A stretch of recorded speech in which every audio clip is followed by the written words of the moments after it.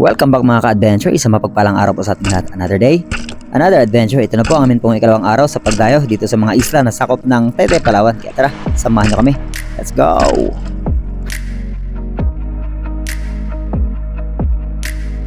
At muli sa mga bago po sa channel na ito ay huwag kalimutang mag-like, mag-share, mag-subscribe at mag-on ng notification bell para laging kasama sa mga bagong adventure mga gaya po nito.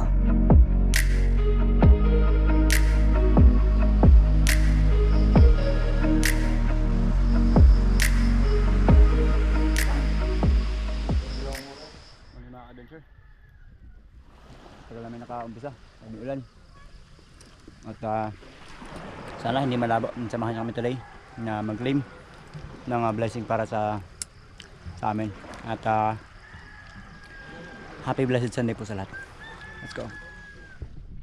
At dahil napakalapit lang namin sa spot namin pong papanaan kung saan kami natulog kagabi mga ka-adventure, and dito na kagad tayo, wala pang 10 minuto. Kaya pagkatapos mag-gear up at maghanda ng lahat ng kagamitan ay tara, let's go!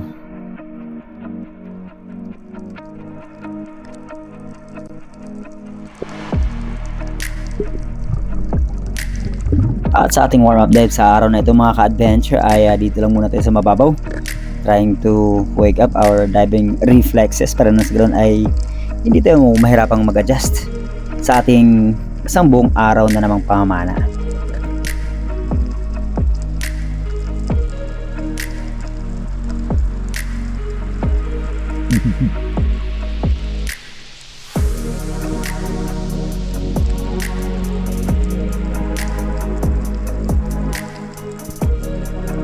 At sa maraming nagtatanong pala mga ka-adventure, bakit daw same na kami ng ginagamit na background music ni Brother EJ Arbutante or EJ Spearfishing Diaries, ay ako po ay nagpaalam po muna sa kanya kasi nga po hindi ko na magamit yung aking pong dating background music na ginagamit, gawa nga ng copyrighted na ito. Unlike dito po kay Brother EJ ay inask ko muna siya kung hindi naman, at sabi niya ay goods naman daw gamitin, kaya sabi ko ay ako muna ang gagamit.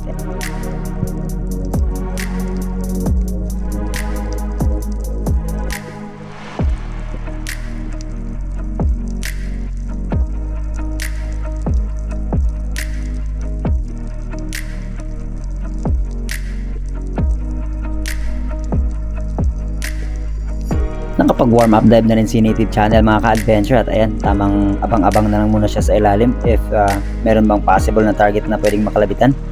At ang ganda ng mga coral formation po dito or mga bahura sa Tiramar na sakop po ng Taytay, Palawan, at may mga pearl farming po dito, at mahigpit ng kanila pong seguridad sa pagbabantay, kaya nga kailangan kunin yung mga detalyadong pangalan ng mga taong pupunta dito para sa proteksyon na rin ng kanila pong mga binabantayang mga tipay or pearl farming. At kung tingnan nyo naman mga ka-adventure, ang ganda ng coral reef at ang lalaki talaga ng mga bato dito na parang may something talagang mga malalaking isdang nakatira, wala pa lang tayo nakikita.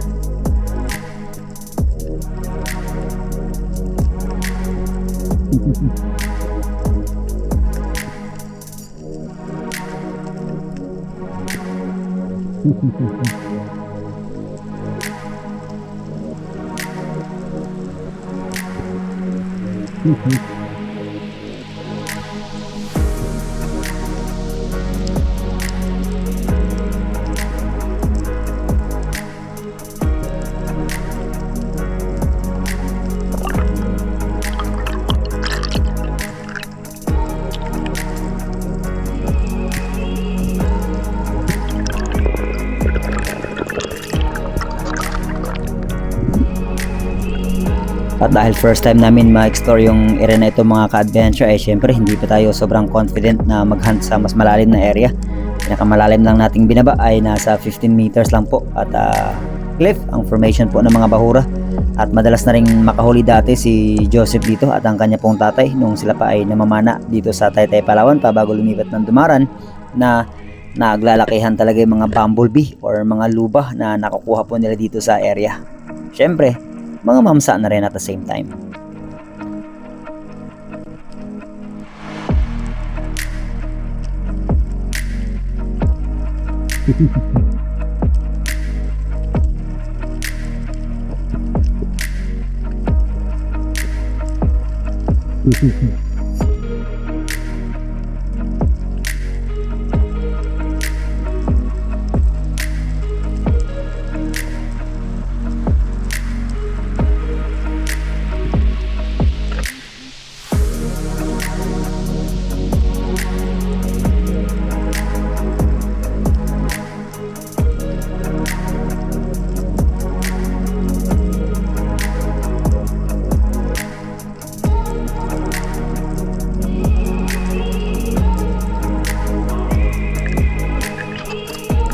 Let's go for another dive mga ka-adventure. Tignan natin sa dive nito kung tayo ba ay makakahuli na ng ating unang isda sa araw pong ito. At nga pala, no bashing po ha, kasi hindi pa talaga ako masyadong bihasa sa paggamit ng ganitong klase ng setup, yung may reel.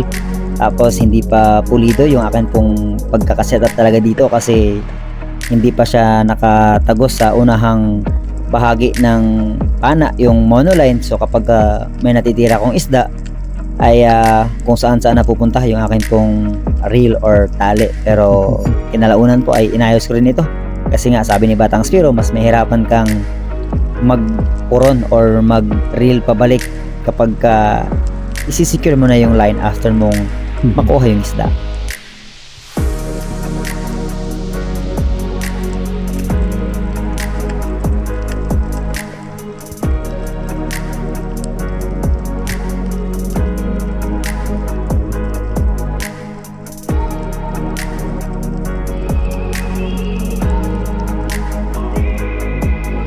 Paubos ng aking hangin mga ka-adventure, kaya no choice, tinira ko na itong Spanish Flag Snapper or darag-darag, at ito ang ating naging unang isda ngayong araw.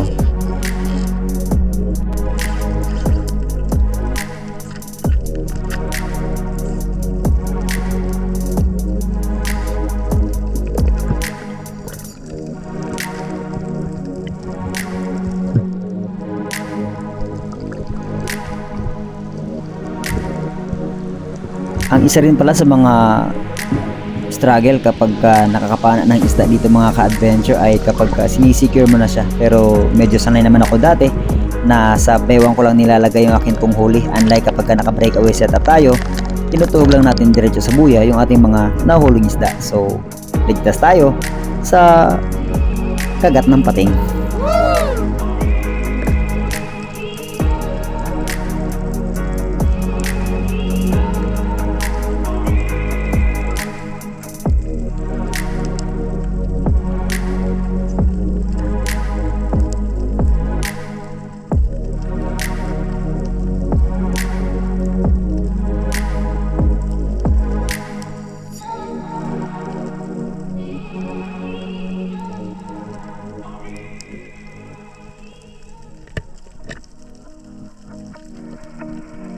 Another dive mga ka-adventure, but by this time nandito na ako sa 15 meters nga at last part ng coral reef kung saan possible na may mga malaking isda sanang dumadaan, pero let's try to wait and see kung meron bang dadaan.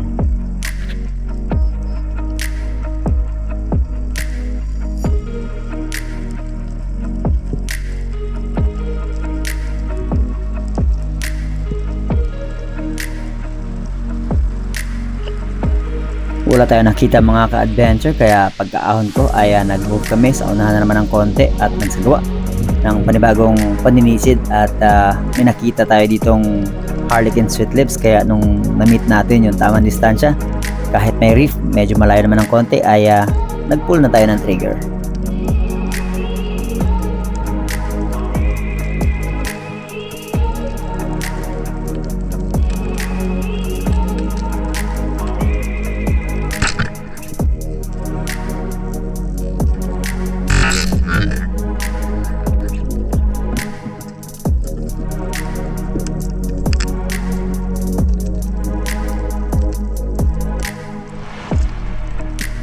Nagulat ako mga ka-adventure, paglingon ko sa kanan, ayan, may black tip na gusto mangagaw ng huli natin. Kaya agaran itong binaba ni Boss Jupen Maninisid para bugawin ito para hindi tayo makuha ng isda.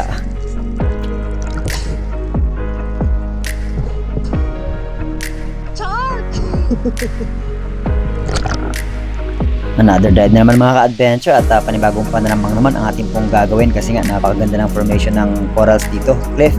Tapos hindi natin masyadong natatanaw talaga yung mga isda mula sa itaas. So kailangan talaga nating silipin, i-check yung mga crack ng bato, baka may mga mamsa or mga luba or anything na something malaki na pwede nating mapana. Kaya tara, antayin natin.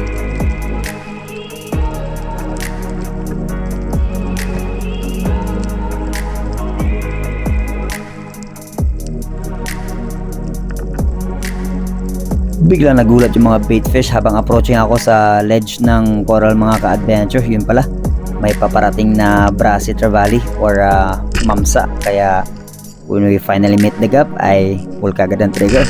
Malaki na ang isang ito mga ka-adventure.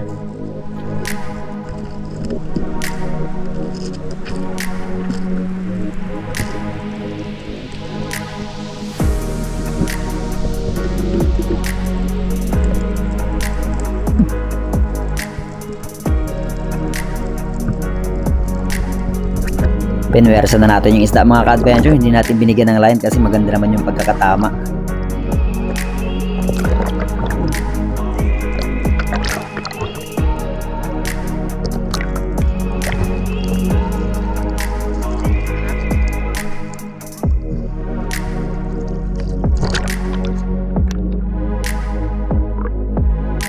Dalawa lang yung nalagay ko sa akin tuhugan mga ka-adventure. Yung Spanish flag pala ay nasa buya ni Boss Juven Maninisid, kaya tinawag ko kagad si Papang para iiwan natin yung ating pong mga huli. Baka mamaya ay maagawan tayo ng black tip reef shark at mahirap nito, nasa baywang lang natin, baka makagat pa tayo ng shark.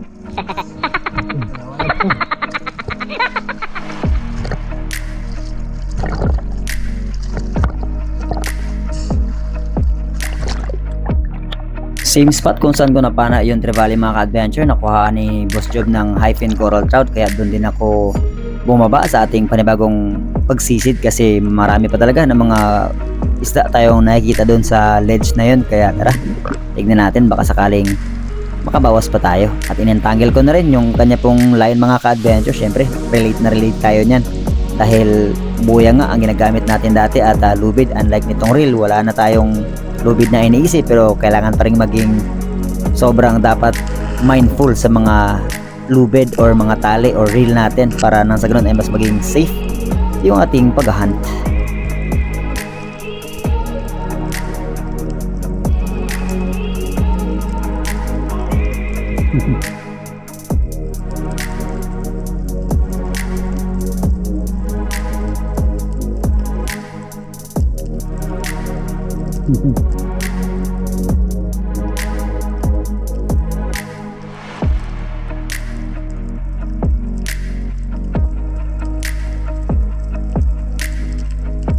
May mga movement pa rin sa ibaba mga ka-adventure pero ayaw umahon. Pero sige lang, huwag nating pilitin. Paahunin pa rin natin sila. At mga kapwa ko local zero, yan pa rin tatandaan natin. Every time nakakita natin ng mga isda sa mas malalim na area at feeling natin ay mahirapan tayo, huwag niyo po silang i-chase ng i-chase or habulin sa malalim na area. Pumunta po kayo sa mas mababaw kung saan kayo komportable at doon kayo gumawa ng pangaakit or ingay para nang sa ganun ay lumapit sila at nang hindi tayo mahirapan at maging safe yung ating pong paninisid. Pero by this time mga ka-adventure, may maliit na talakitok na umaaligid-aligid at nitry ko na itong kunin, kaya lang nakawala naman.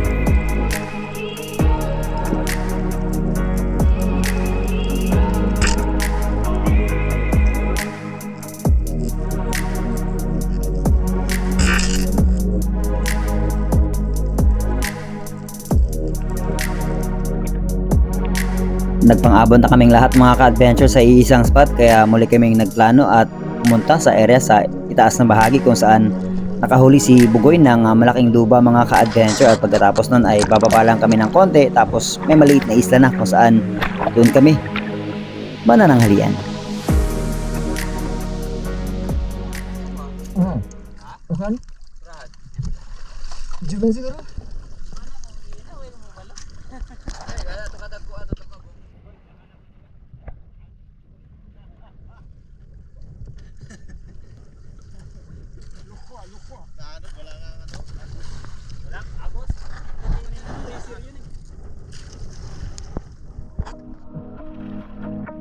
Few dives lang pala ang nagawa namin dito sa paglipat namin mga ka-adventure kasi tanghali na rin at nag-decide kami na mananghalian na lang muna bago lumipat sa ikatlong spot na papanaan namin ngayong araw. At kung gusto niyo pong makita kung gaano lang ito kaliit yung islang amin pong kinainan ng pananghalian ay tara, silipin natin. Papakita ko natin sa inyo sa Himpapawid.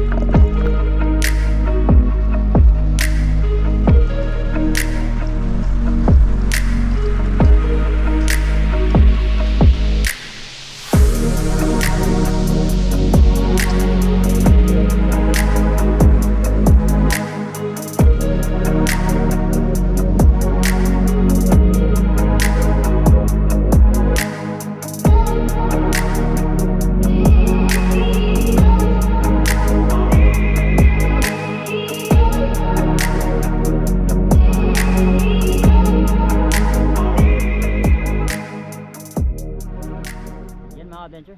Tapos na kaming mananghalian. At kami naman ay lilipat sa panibagong spot. Bro! Bro! Naka naglukso pag sa papan. Basta na ka, bro!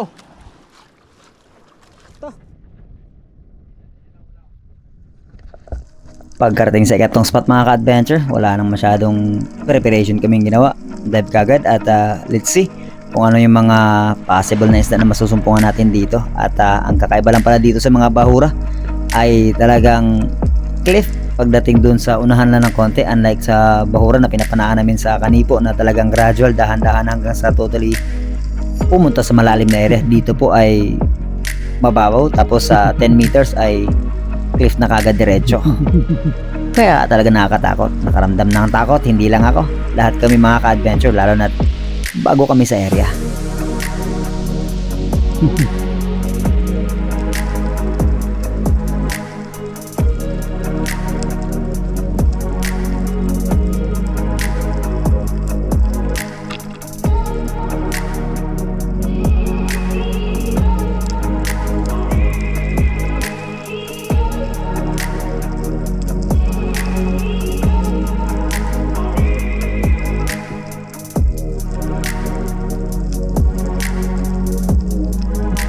Hindi tayo nakapagpulang trigger mga ka-adventure, kaya pagkahon, pahinga, and let's do another dive.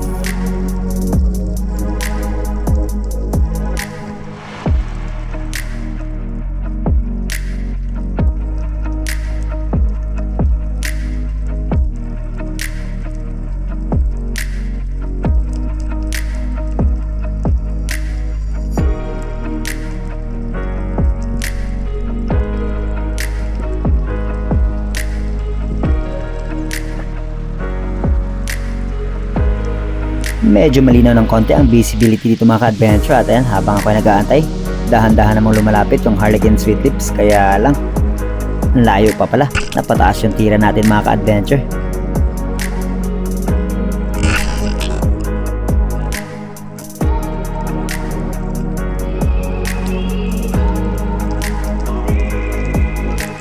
Let's move on and let's do another dive mga ka-adventure.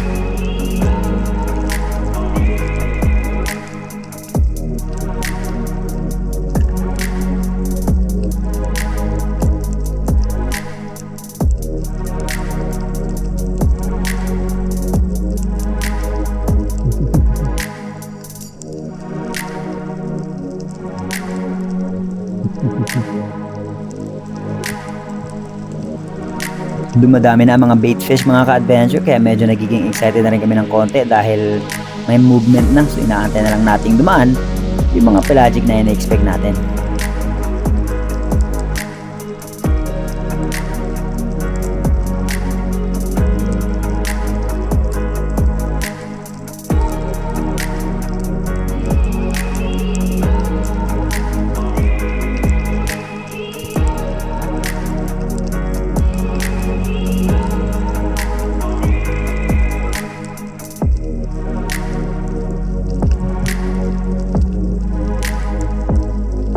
Ayaw lumapit ang Harlequin Sweet Lips mga ka-adventure, kaya wag nating pilitin, pahinga, and let's do another dive. Tingnan natin by this time kung makakapul na ba tayo ng trigger.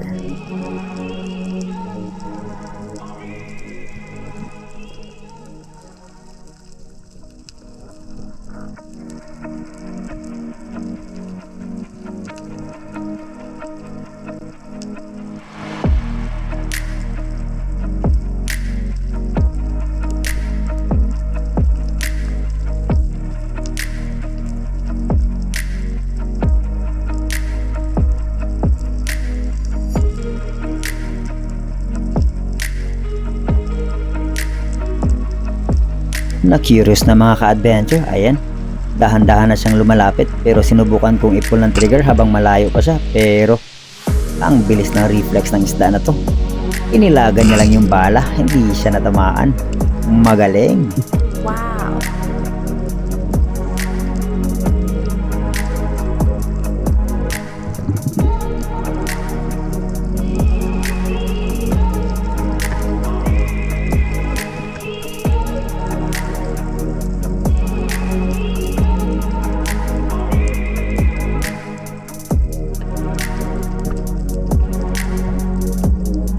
At dahil hindi pa tapos ang araw mga ka-adventure, non-stop pa rin ating pagsisid na gagawin, kaya tara, tamang antay-antay muna dito and let's find out kung makakapull ba tayo ng trigger. As long as huwag nating madaliin, let's try to wait the perfect timing.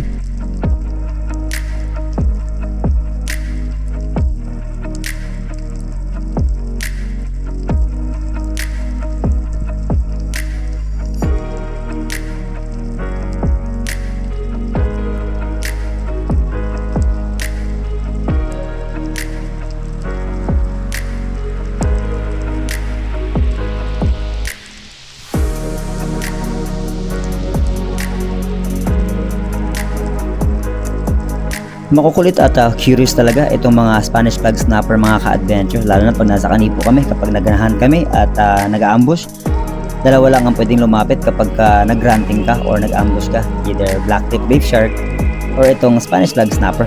Pero finally, ayan, diretso na siya sa atin, kaya pull ka agad ang trigger.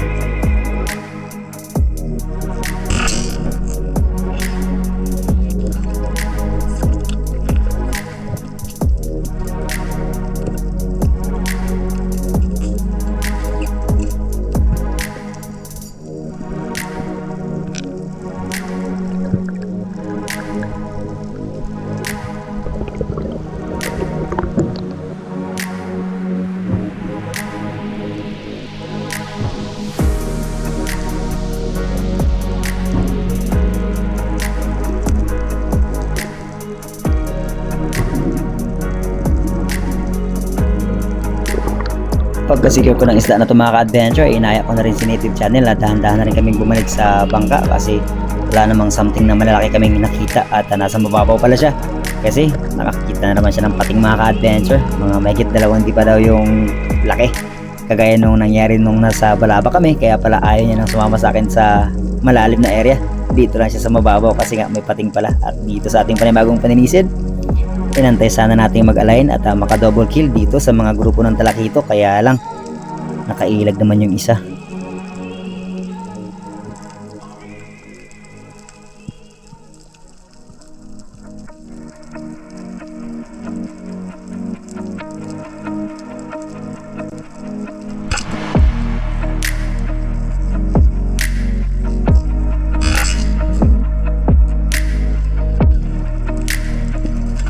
Sayang, pero okay lang, nakasecure pa rin naman tayo ng isa.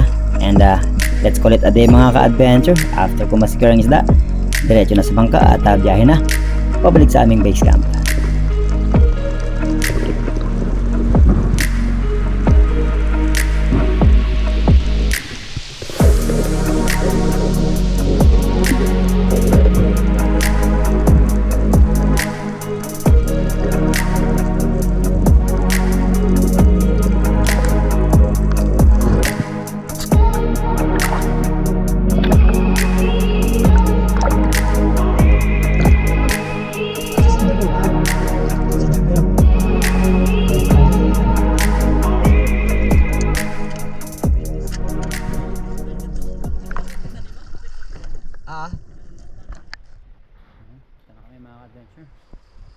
Let's call it a day. Pahinga ng maaga, tapos bukas start naman na mas maaga. Nahabo lang ng dagat kanina. May mga nasumpungan pa rin tayong mga blessings. Tapos naka-K-Max si Batang Spiro, naka susi or classification ng luba si Native, malaki. Tapos mga 10 kilos din na luba si Bugoy. At ito, busy na si Keden. Yan o, mag-aayos na ng pang-ulam. Tapos pakulo din ng tubig.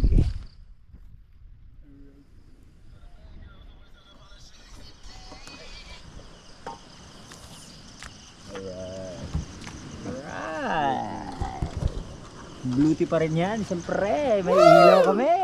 Hindi nangit-ngit ang kalibutan namin. Alright.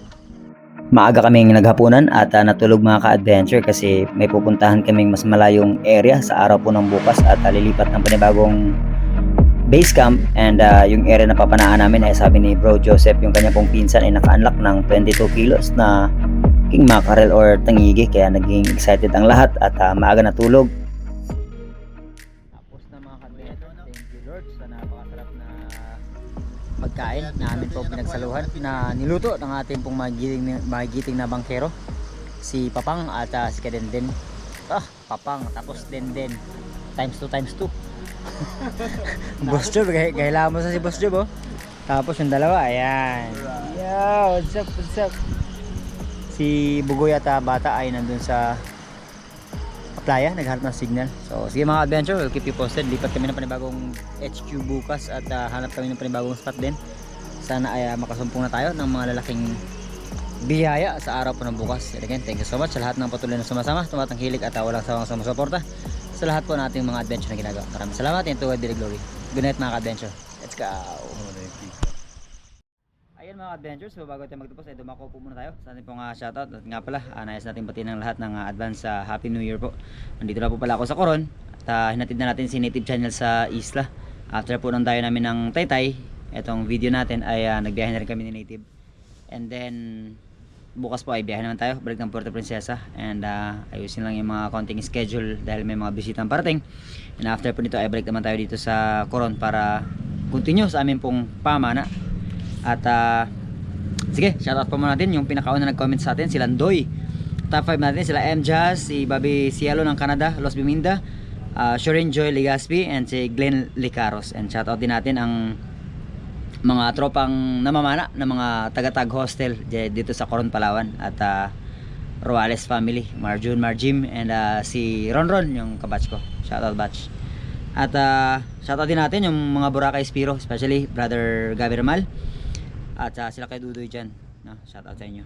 Miss Sabina Shikmed, Clark Tienar, Jose Ardadi, Boss Del TV, Roland Abraham ng Cageo, Clark Erojo, yan si Rico Yan Auman, Padyak ni Ian ng Mandaluyong, MM Yamada ng Japan, Judel Meliasa ng Occidental Mindoro, Chad Summers ng Bohol, Alvin Ibasco, Nokay TV, Kaidoy Official TV, Lipay Lifestyle and by Roel Paras ng Negros Pindoy, shout out. Rolly Bihok, Spearmaster, Nonoy Vlog TV, Teresita and Ireneo Diaz, Freddy Servando, Ivan and Garcia family ng Davao, Almaza Jela, Lester Ayan Bernal ng Cavite, Isaac Parongao, Juben Monteroyo, Edar TV, John Monton, Kennedy Amar, Jesus Dilauta, Suaso family and Bobby ng Lapu-Lapu City, Cebu, Idol Terso Manolot Laureo and Team Noranda ng Canada and sa kanya pong family. Thank you so much Idol and God bless.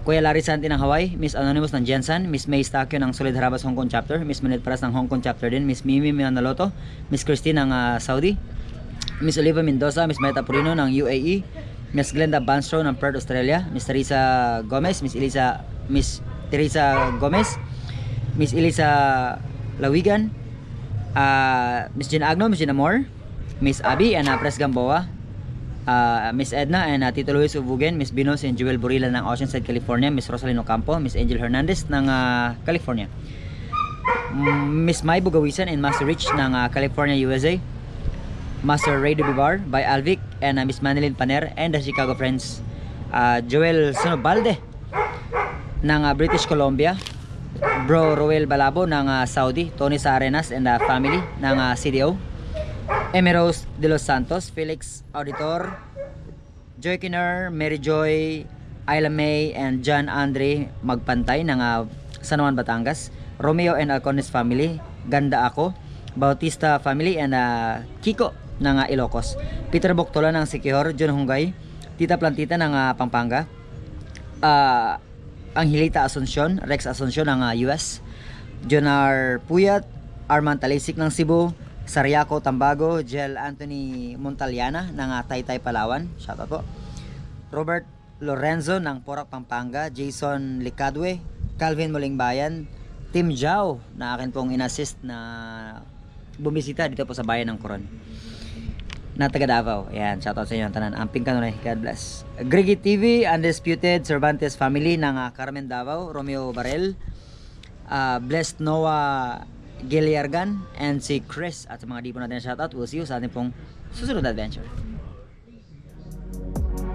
At hanggang dito na po muna mga adventure para sa ating day 2 sa amin pong tayo dito sa Taytay, Palawan. Let's see you sa ating pong susunod na adventure. Maraming salamat. To God be the glory and God bless us all. Let's go!